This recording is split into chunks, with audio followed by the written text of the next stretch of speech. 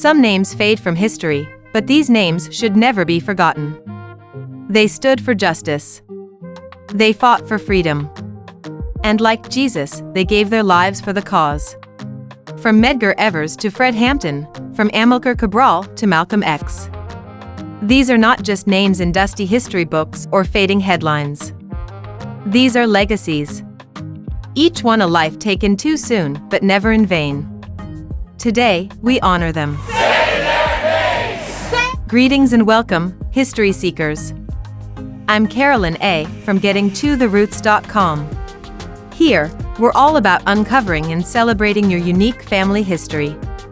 Together, we'll explore and honor the stories that define us. Let's dive in. Medgar Evers? On June 12, 1963, civil rights leader Medgar Evers was tragically targeted in his driveway in Jackson, Mississippi. The attack was carried out by a white supremacist, Byron de la Beckwith, in response to Evers' powerful efforts to desegregate the University of Mississippi and championed black voter registration. Malcolm X? On February 21, 1965, Malcolm X, a fearless human rights advocate, was addressing an audience at the Audubon Ballroom in New York City when a tragic act of violence took his life. Dr. Martin Luther King Jr.? On April 4, 1968, Dr. Martin Luther King Jr., a champion for civil rights and justice, was tragically targeted while standing on the balcony of the Lorraine Motel in Memphis, Tennessee. James Earl Ray, a fugitive with a history of racism, was identified as the perpetrator. Dr. King was in Memphis to support striking sanitation workers in his continued fight for racial and economic justice. Viola Liuzzo? On March 25, 1965, Viola Liuzzo was driving participants back from the Selma to Montgomery Voting Rights March in Alabama when members of the Ku Klux Klan followed her car and took her life in a senseless act of violence. Her dedication as a volunteer for justice and equality made her a target of violence. James Chaney? On June 21, 1964, James Chaney, a young black activist working with CORE, was abducted in Philadelphia, Mississippi, along with Andrew Goodman and Michael Schwerner. After being severely beaten, their lives were tragically taken by members of the Ku Klux Klan for their efforts to register black voters. Fred Hampton? On December 4, 1969, Fred Hampton, the charismatic chairman of the Illinois Black Panther Party, was struck in an incident during a pre-dawn raid by Chicago police. Under directives from CONTELPRO, the police stormed his apartment while he slept. Hampton's leadership in empowering black communities was seen as a threat by law enforcement. Mark Clark? On December 4, 1969, Mark Clark was struck during the same Chicago police raid that ended Fred Hampton's life. Clark, who was on security duty, was one of the first to be targeted. His work in supporting community survival programs was critical to the Black Panther Party's mission. Reverend George Lee? On May 7, 1955, Reverend George Lee, an early voting rights advocate, was tragically targeted while driving home in Belzoni, Mississippi. Reverend Lee had used his pulpit and printing press to encourage black voter registration in the face of violent opposition. Herbert Lee? Herbert Lee lost his life on September 25, 1961, in Liberty, Mississippi. He had been working closely with the Student Nonviolent Coordinating Committee to register black voters. Lee was struck in a pow-pow event in broad daylight by a white legislator, E. H. Hurst, who faced no legal consequences. Harry T. Moore, a trailblazer for equal rights and voting access, tragically lost his life on December 25, 1951, in Mims, Florida. During the night, a bomb planted beneath his home caused the devastating event. Moore's relentless dedication to registering black voters and fighting segregation made him a target of hatred. Harriet Moore? Harriet Moore, the wife and steadfast partner of Harry T. Moore in the fight for civil rights, succumbed to injuries from the same tragic bombing on December 25, 1951.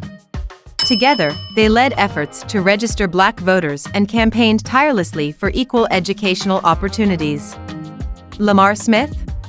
Lamar Smith lost his life on August 13, 1955, in Brookhaven, Mississippi. He had been advocating for absentee ballots to help black voters in his community. Lamar was unalive on the courthouse lawn in broad daylight, and no one was ever held accountable despite witnesses. Samuel Young Jr. Samuel Young Jr., a dedicated student activist and civil rights advocate, tragically lost his life on January 3, 1966, in Macon County, Alabama. The incident occurred during an altercation over his use of a whites-only restroom, highlighting the deep injustices of segregation. His untimely death became a powerful rallying cry for justice and equality in the civil rights movement. William Lewis Moore. William Lewis Moore, a postal worker and ally to the civil rights movement, passed away on April 23, 1963, in Atala, Alabama.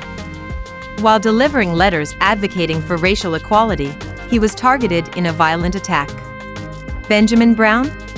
Benjamin Brown, a former SNCC activist, lost his life on May 11, 1967, in Jackson, Mississippi. During a protest against racial inequality, he was caught in a violent incident involving law enforcement. James Reeb. James Reeb, a Unitarian minister and ally of the movement, passed away on March 11, 1965, in Selma, Alabama. While supporting the Selma marches for voting rights, Reeb was caught in a brutal attack that resulted in a fatal event. Jonathan Myrick Daniels. Jonathan Myrick Daniels, an Episcopal seminarian and advocate, lost his life on August 20, 1965, in Hayneville, Alabama. Daniels shielded a young black girl during an altercation with an armed man, resulting in a pow-pow event that claimed his life. Maceo Snipes. Maceo Snipes, a black World War II veteran, passed away on July 18, 1946, in Taylor County, Georgia.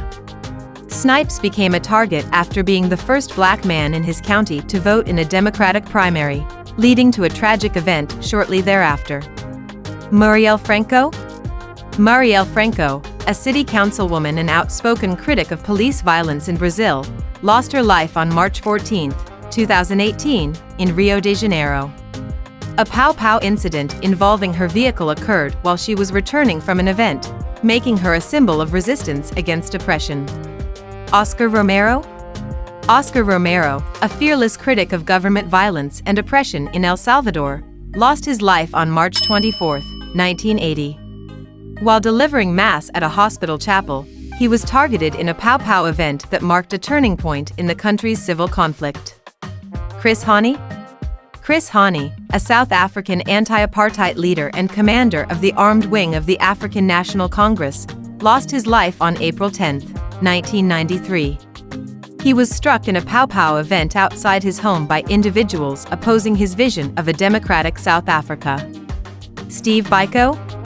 Steve Biko, a leader of the Black Consciousness movement in South Africa, lost his life on September 12, 1977, while in police custody. Though his official cause of death was attributed to injuries sustained during detention, his loss remains a stark reminder of apartheid's brutality. Amilcar Cabral. Amilcar Cabral, a visionary leader in the fight for Guinea-Bissau's independence from Portuguese colonial rule, passed away on January 20, 1973. A pow-pow event orchestrated by his political opponents ended his life, cutting short his efforts for liberation. Patrice Lumumba. Patrice Lumumba, the first Prime Minister of the Democratic Republic of Congo and a symbol of African independence, lost his life on January 17, 1961. After being deposed and detained, he was executed in a secretive pow-pow event orchestrated by foreign and local forces opposed to his leadership. Eduardo Mondlane. Eduardo Mondlane, the founding president of Frelimo, the Mozambican liberation movement, lost his life on February 3, 1969, in Dar es Salaam, Tanzania. A bomb disguised as a gift delivered to his office ended his work for Mozambique's independence from Portuguese rule. Ruth First. Ruth First, a South African anti-apartheid activist and journalist, passed away on August 17, 1982, in Maputo, Mozambique.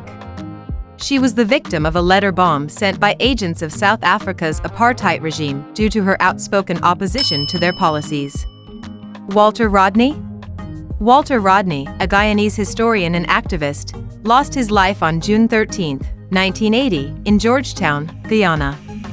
A bomb concealed in a communication device was detonated, ending his work for Pan-African liberation and justice. Felix Rolando Garcia? Felix Rolando Garcia, a Cuban diplomat and advocate, passed away on September 11, 1980, in New York City.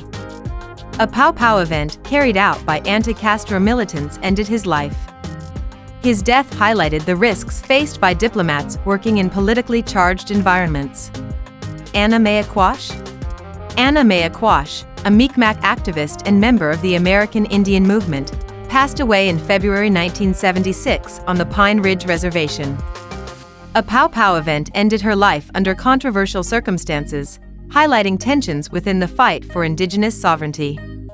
We must carry the torch of justice and equality forward.